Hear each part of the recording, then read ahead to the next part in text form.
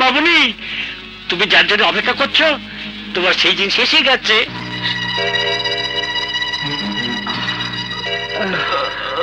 ওই তাড়াতাড়ি বস্তার মুখ খোল, ওই শয়তানের মুখটা দেখার জন্য আমার চৈতি মামুনি অত্যন্ত উদ্বিগ্ন হয়ে আছে।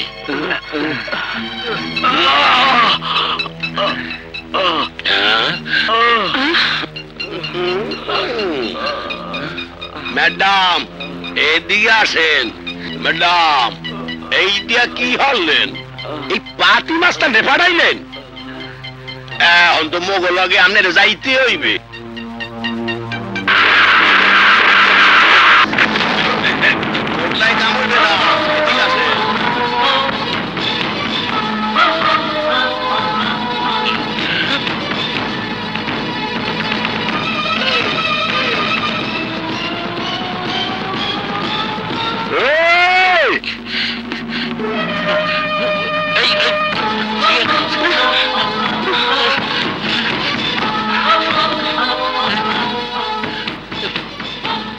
মাথা গরম করে কোনো লাভ নেই।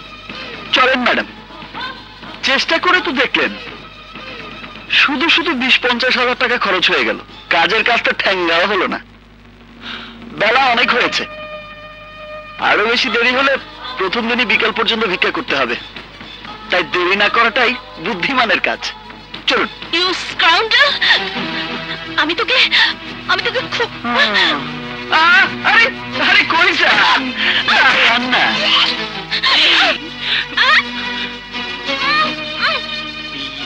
আড়ালে কি হবে? মামুনি মামুনি, তোর এই অবস্থা চেয়ে বিক্রি করেই ভালো। ম্যাডাম এখনো চলেন, না হলে ঘটনা কিন্তু সত্যি সত্যি ঘটে যাবে। আবার আসেন।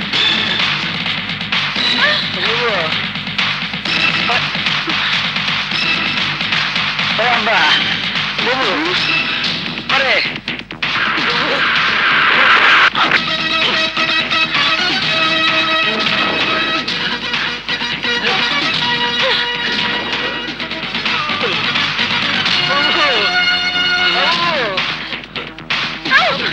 মা আমারে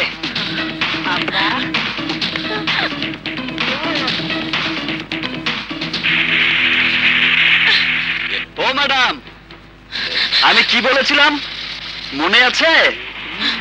বলেছিলাম আপনার টাকার গরমটা মিথ্যে করে দেব, আরো বলেছিলাম আপনার কুকুর কেনার লাখ টাকা জোগাড় করার চেয়ে এই হাত পেতে পেটের ভাতের জন্য 1 টাকা জোগাড় করা অনেক পরিশ্রমের কাজ। আরে ও খালা, এদিকে আসো। আইতাছি বাজান।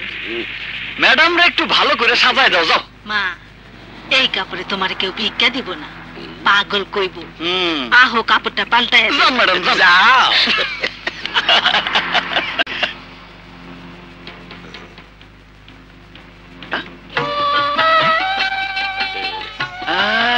আরে আল্লাহ,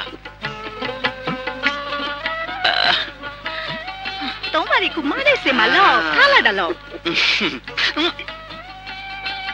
থালাটা ধরেন ম্যাডাম। আরে ধরেন ধরেন।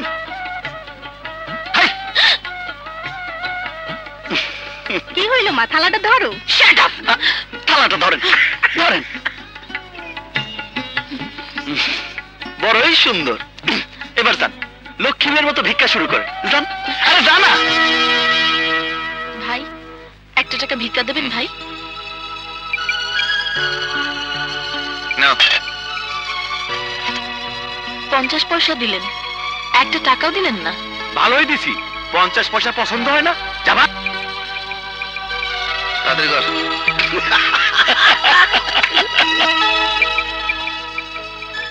ভাই, আল্লাহর রাস্তায় 1 টাকা ভিক্ষা দেবেন? জিনিসটা তো খুব সুন্দর। না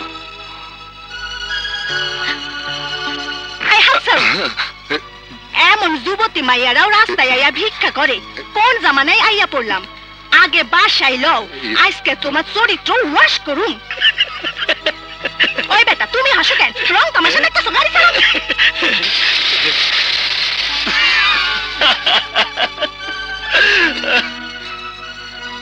চাচা, চাচা একটু টাকা দিবেন।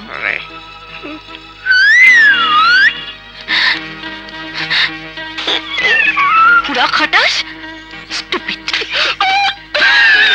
এইবার বসবে, শরীরে তেল পাইয়া পড়বে।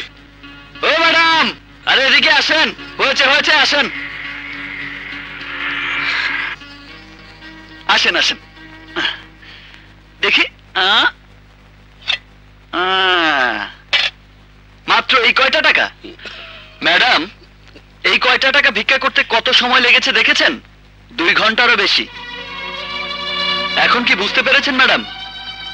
আমি আপনার কাছ থেকে দালালির ফিস নেবার জন্য আপনাকে হাসপাতালে নিয়ে যাইনি, নিয়ে গিয়েছিলাম ওই অসহায় ছেলেটির কষ্ট বোঝানোর জন্য।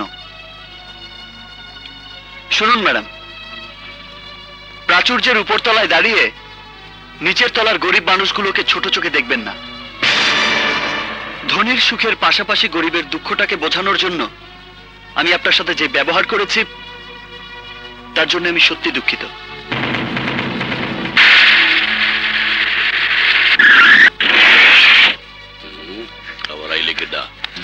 মামুনি, মামুনি, আমি তোমাকে উদ্ধার করার জন্য সানিকে নিয়ে এসেছি। চৈতি, শুধু একবার বল, তোকে এই অবস্থা করার জন্য তোর সামনে ওকে কি শাস্তি দিলে খুশি হবি? কিছুই করতে হবে না। কিছু করতে হবে না? কি বলছিস তুই? এইসব ছোট লোকদের পোস্ট এক সময় এরা মাথার উপরে উঠে বসবে, তখন শত চেষ্টা করেও নামাতে পারবি না। সানি চুপ কর। যদি আমার জন্য কিছু করতেই চাস তাহলে আমাকে বাড়ি পৌঁছে দে।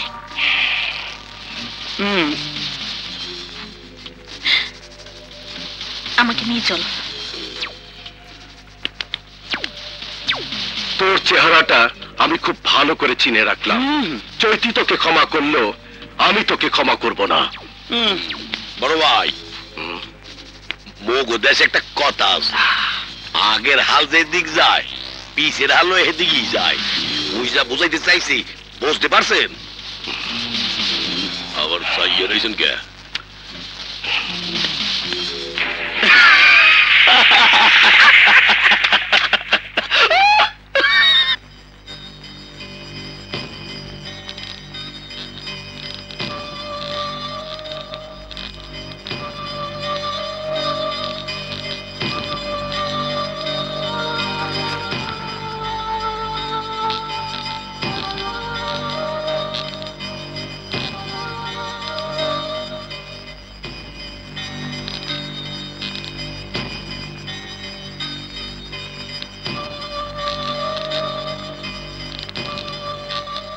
মোটেই ক্ষমা করা যাবে না।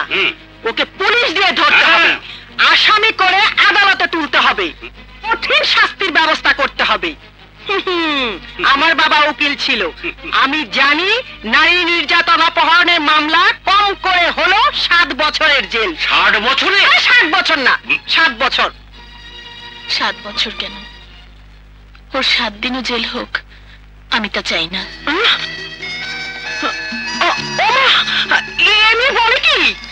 জানি আমার মুখে আমার শত্রু সম্পর্কে এই কথা শুনে তোমরা কম বেশি সবাই অবাক হয়েছ। অবাক হওয়ার মতো কথা বললে অবাক হব না? আসলেই তাই। এরপর যদি বলি ও শত্রু থেকে আমার বন্ধু হয়েছে, তাহলে নিশ্চয় আরো অবাক হবে, তাই না? তোকে আমি অনেকদিন ধরে চিনি, জানি তুই চৈতি চৌধুরী। এই অপমান তুই কোন রকমে হজম করতে পারিস না।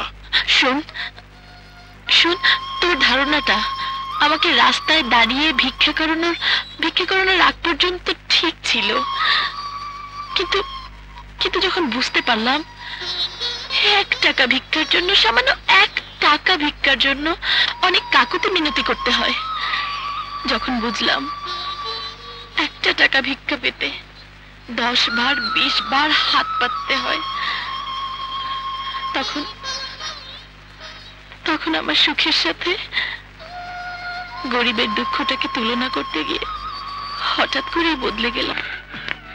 এই যে তোমাকে পেয়ে গেছি। বলো তুমি আমার ভাগ্নিটাকে কি করেছো?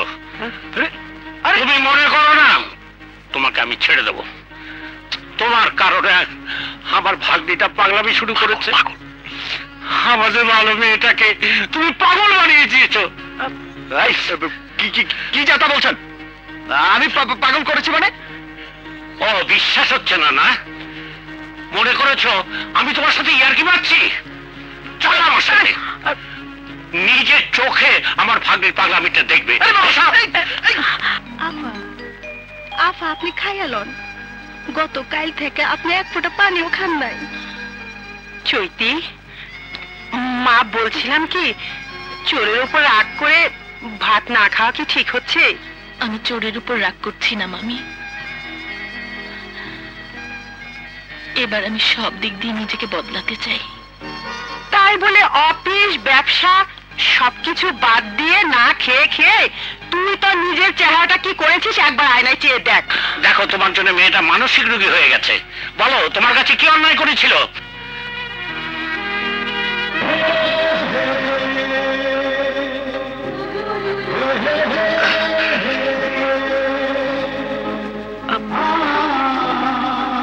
আমি ওর মা। তোমার সাথে ইকবাল যে ব্যবহার করেছে তা আমি শুনেছি। আমি তোমার মামার কথা শুনে বুঝতে পেরেছি তুমি মানসিকভাবে আঘাত পেয়েছো। তাই তো ইকবালকে নিয়ে এসেছি তোমার কাছে ক্ষমা চাইতে। তুমি ওকে ক্ষমা করেছি। এ কি করছেন আপনি? মায়ের হাত হলো আশীর্বাদের হাত, এ হাত ক্ষমা চাইবার নয়। আমার মামার কথা বিশ্বাস করবার দরকার নেই। আমি বলছি, আপনার ছেলের সাথে প্রথম দেখা হওয়াটাই ছিল আমার জীবনের পরশ পাথরের ছোঁয়া। যে পরশ পাথরের স্পর্শে আমি নিজেকে বদলে ফেলেছি। সেই সন্তানের জন্য মাকে ক্ষমা চাইতে হয় না, বরং সেই সন্তানের অহংকারে অহংকার করতে হয়। তাই তো বলছি, এমন সন্তান যে গর্ভে ধারণ করে সে তো রত্নগর্ভা মা। সে মাকে পায়ে হাত দিয়ে সালাম দিতে হয়। বেঁচে থাকো মা।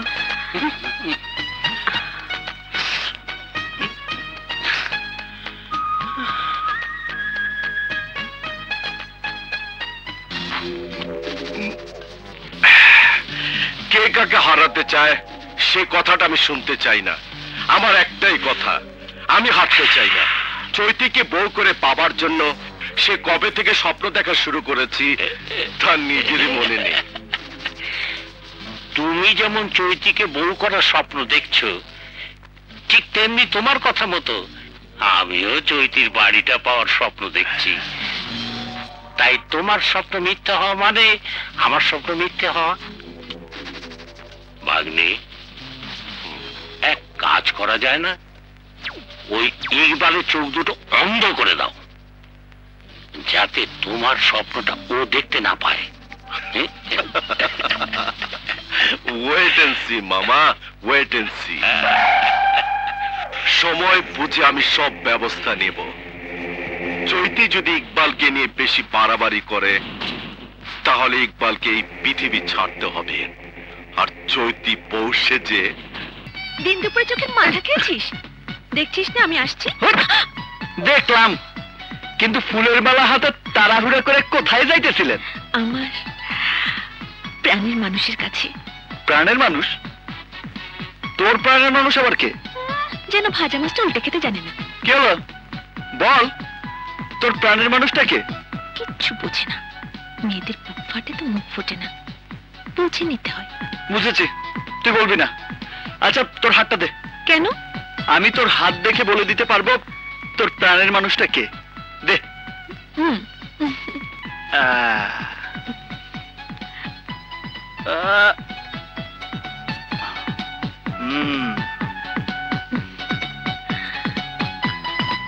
তোর হাতের রেখা বলছে তোর বরটা খুব হ্যান্ডসাম হবে। তুই তো হ্যান্ডসামই, কিন্তু একটা রেখা খুব খারাপ দেখতে পাচ্ছি। তোর জন্য একটা ভীষণ ভয়ের ব্যাপার আছে। কিসের ভয়? অন্য কোনো মেয়ে এসে তোর প্রাণের মানুষটাকে চিলের মতো ছো মেরে নিয়ে যেতে পারে।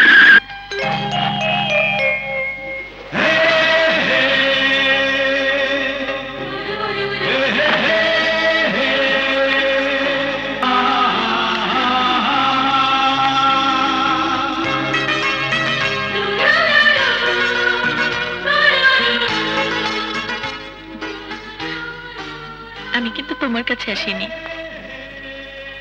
মার কাছে এসেছি। কেন মা, আসতে মানা? তা কেন হবে মা? তাহলে এই সেই চৈতি?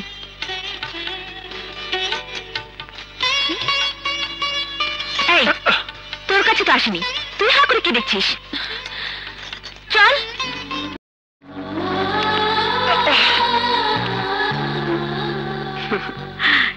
এসো মা।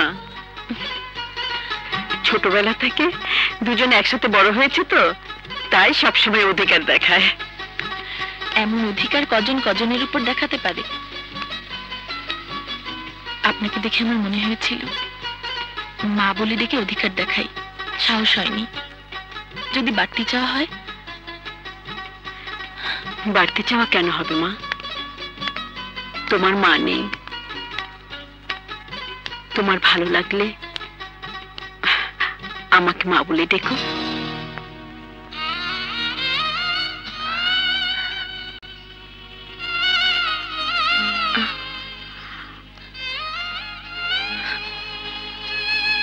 সে কি মা?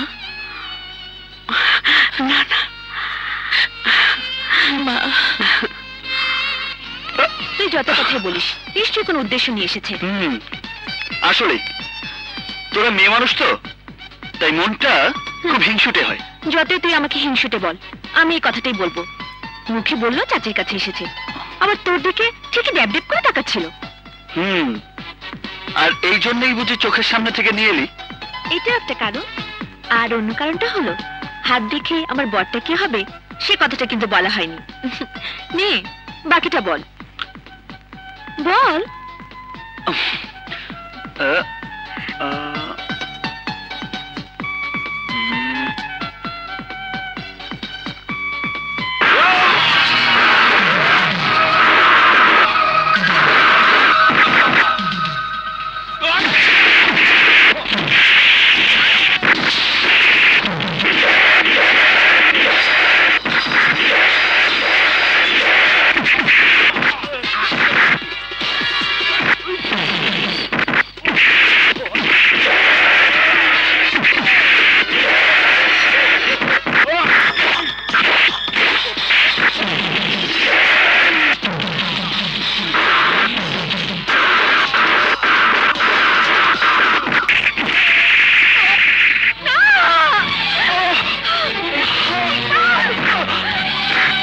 চার ধরা শখ হয়েছিল, মিটাইয়া দিলাম। এই চল।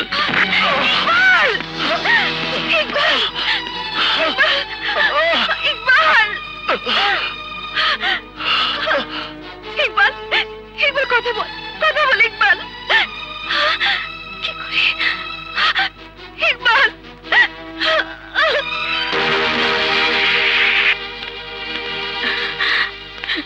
আমার ইকবাল। ডাক্তার সাহেব, ডাক্তার সাহেব, আমি ইকবালের মা। ডাক্তার সাহেব বলুন, আমার ইকবাল। অপারেশন করতে হবে। অপারেশন? হ্যাঁ, আমি কাজল নামের মেয়েটিকে বলেছি অনেক টাকা লাগবে। মা, আপনি কোনো চিন্তা করবেন না। ডাক্তার সাহেব, আমি চৈতি গ্রুপ অফ কোম্পানির মালিক চৈতি চৌধুরী। আমি ইকবালকে সুস্থ দেখতে চাই, এর জন্য যত টাকার প্রয়োজন আমি দেব।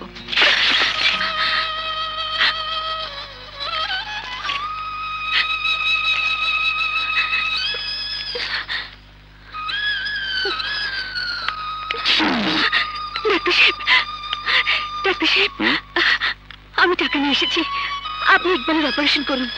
অপারেশন তো হয়ে গেছে, কিন্তু টাকা? চৈতি চৌধুরী টাকা দিয়ে দিয়েছেন।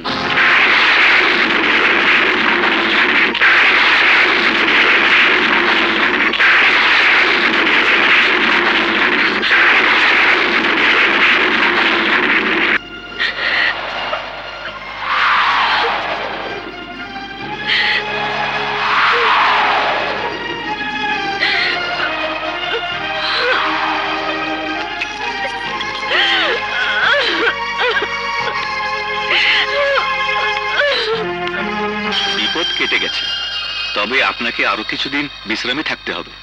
আচ্ছা, এখন কেমন লাগছে বাবা? ভালো মা।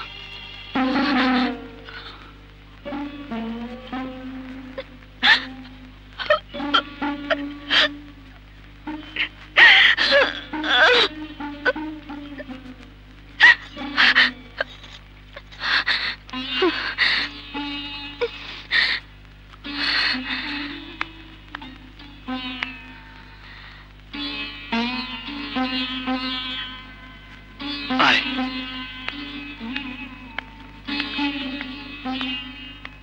বস।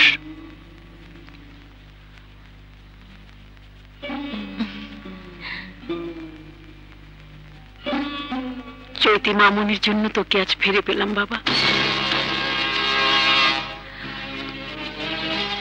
মা, কাজল যদি আমাকে হাসপাতালে না নিয়ে আসতো তাহলে তুমি আমাকে বাঁচাতে পারতে না।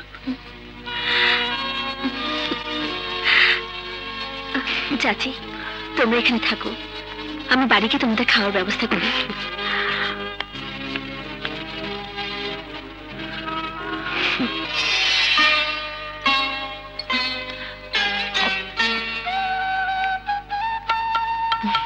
মা চৈতি, প্রতিদিন যে তুমি আমার হাতের খাবার খাওয়ার জন্য ছুটে আসো, তাতে তোমার অফিস ব্যবসার কোনো ক্ষতি হয় না? মায়ের ভালোবাসার কাছে পৃথিবীর সব কিছু তুচ্ছ।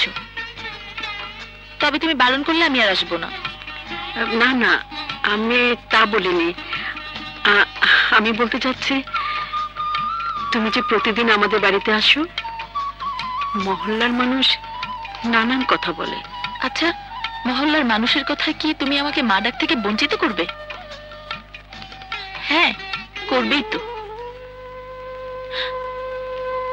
তুমি তো আমার মা না। যদি তুমি আমার সত্যিকারের মা হতে,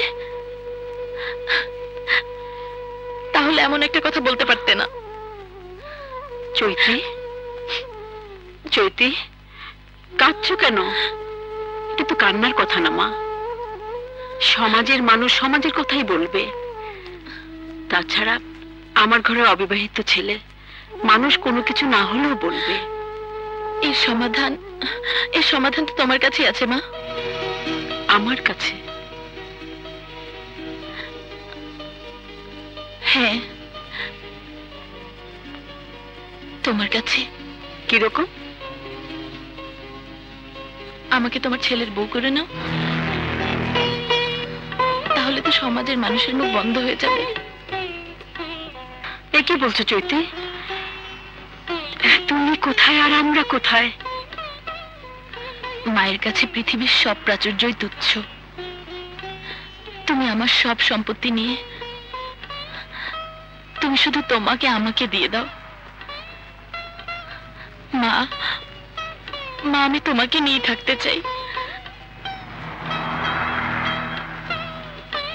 বলো না মা, বলো, বলো না মা, বলো, বলো না মা।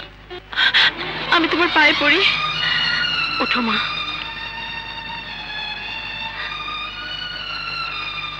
ঠিক আছে, আমার ইকবালকে তোকে দিয়ে দিলাম।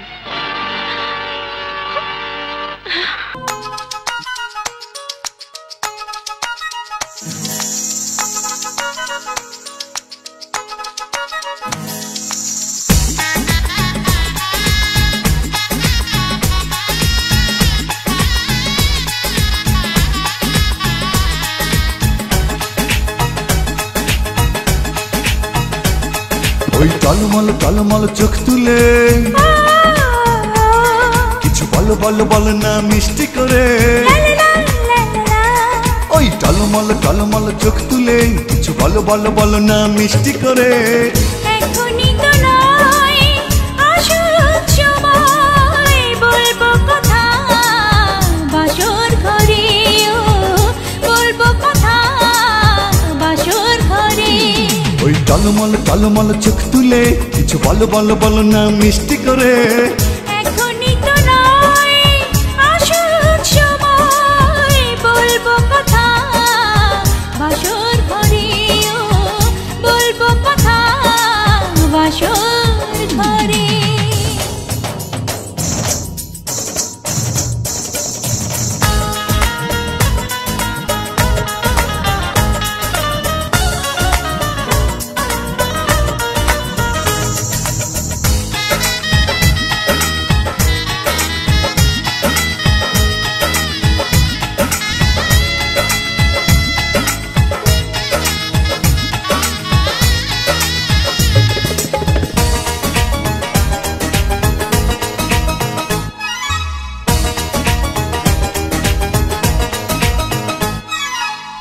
পড়ে হাসলে যে তুমি লাগে বড় মায়াবী কিভাবে আমারই হলে মনে মনে ভাবি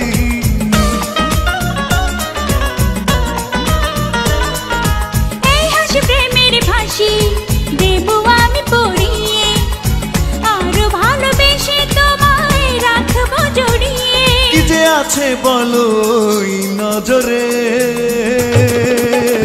এখনই তো নয় আসুক সময় বলবো কথা বাসর ঘরে ও বলবো কথা বাসর ঘরে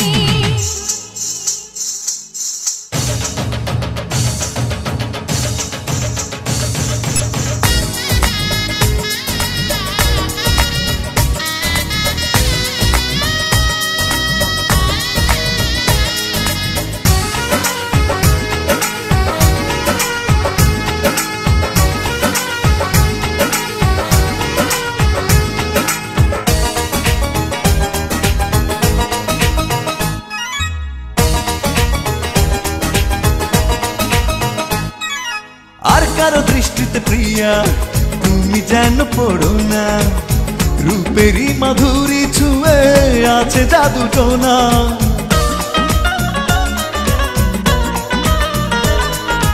ওই জাদু করবো তোমাকে কাছে টেনে নীরবে সারাক্ষণই পাবে আমায় তুমি অনুভবে কি যে নেশায় আছে ওই অধরে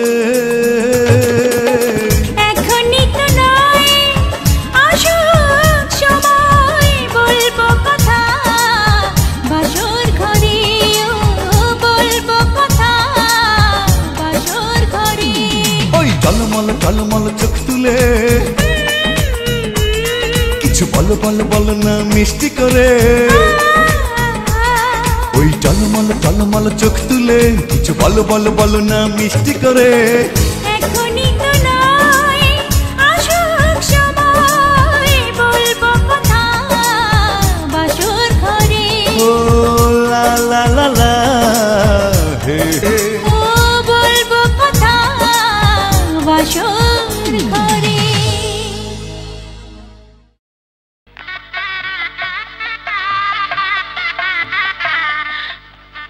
কি বলছিস তুই? বলছি বিয়েটা ছেলে খেলা নয় যে সকালে ইচ্ছে হলে খেললাম বিকেলে সবকিছুকে ঘর নোংরা করার জিনিস মনে করে ফেলে দিলাম। হ্যাঁ জানি তো। না তুই জানিস না, জানলে তুই এত বড় একটা ভুল করতে পারতিস না। মানে হলো মামনি কোটিপতির মেয়ে, বিয়ে হবে কোটিপতি ছেলের সাথে, কোন গরিব ছোট লোকের ছেলের সাথে না। হ্যাঁ মামা, একটু পরে আমি যাকে স্বামী হিসেবে কবুল বলে গ্রহণ করব, আমার সেই হবু স্বামী সম্পর্কে কোনো বাজে মন্তব্য আমি সহ্য করব না। খুব ভালো কথা, স্বামীর প্রতি স্ত্রীর এই সম্মানবোধ থাকা উচিত। কিন্তু তুই যাকে কবুল বলে স্বামী হিসাবে গ্রহণ করার জন্য এত দামি শাড়ি পরেছিস, লক্ষ লক্ষ টাকার গহনা পরে বউ সেজেছিস, তোর সে বিয়ের দিনমুহূর্তটা কত লেখা হয়েছে জানতে পারি? কাজী সাহেব দেখি তো। এই যে না,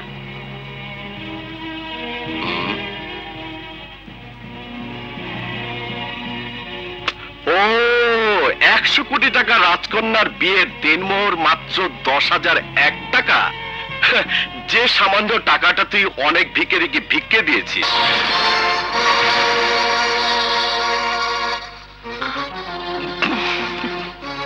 আরে তোর মতো মেয়েকে 1 কোটি টাকা দেনমোহর দিয়ে বউ করে নিয়ে যাবার জন্য কম করে হলো 100 ছেলে অপেক্ষা করছে এই বিয়ের মজলিসে। তুই এক কাজ কর, তুই আমাকে বল, আমি নগদ 1 কোটি টাকা দেনমোহর দিয়ে তোকে আমি বউ করে নিয়ে যাব। তবু তুই এই পুতুল খেলার বিয়েটা বন্ধ কর। এই বিয়েতে লোক হাসবে, সবাই বলবে তুই পাগল হয়ে গেছিস। কারণ যে তোর কোম্পানির চাকর হওয়ার যোগ্যতা রাখে না, সে কখনো তোর স্বামী হতে পারে না। ব্যাস ব্যাস, অনেক হয়েছে। আমি স্বীকার করছি আমি গরিব, কিন্তু আমি লোভী নই। আর রাজকন্যাকে বিয়ে করে নিজের ভাগ্য পরিবর্তন করার কোনো লোভও আমি করিনি। আমাকে বিয়ে করার প্রস্তাব আপনাদের রাজকন্যা নিজেই দিয়েছেন। দেনমোহরের এই 10,001 টাকা আমার কাছে অনেক টাকা।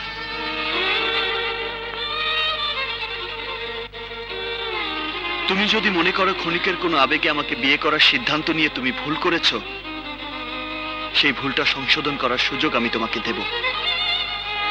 আমি স্বেচ্ছায় এখান থেকে চলে যাব। আমি মন থেকে বলছি, আসলে তোমার মতো রাজকন্যার পাশে কোটিপতির ছেলেকেই মানায়, আমাকে নয়।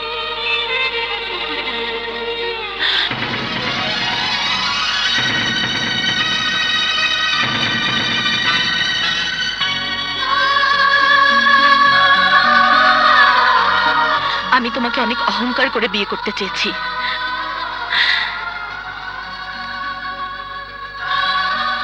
আর সেই অহংকারটাকে তুমি ভুল প্রমাণ করে চলে যেতে চাও। তুমি চলে গেলে কি হবে? হয় সানি, না হয় সানির মতো অন্য কেউ কোটি টাকা দেনমোহর দিয়ে আমাকে বউ করে নিয়ে যাবে। তুমি কি ওই কোটি টাকার কাছে আমার অহংকারের এই তোমাকে বিক্রি করে পালিয়ে যেতে চাও? আমি তো মনে করেছিলাম তুমি পালিয়ে যেতে চাইবে না, তুমি বরং 10,001 টাকা দেনমোহরের টাকার অঙ্কটা 1 কোটি টাকায় লিখতে বলবে।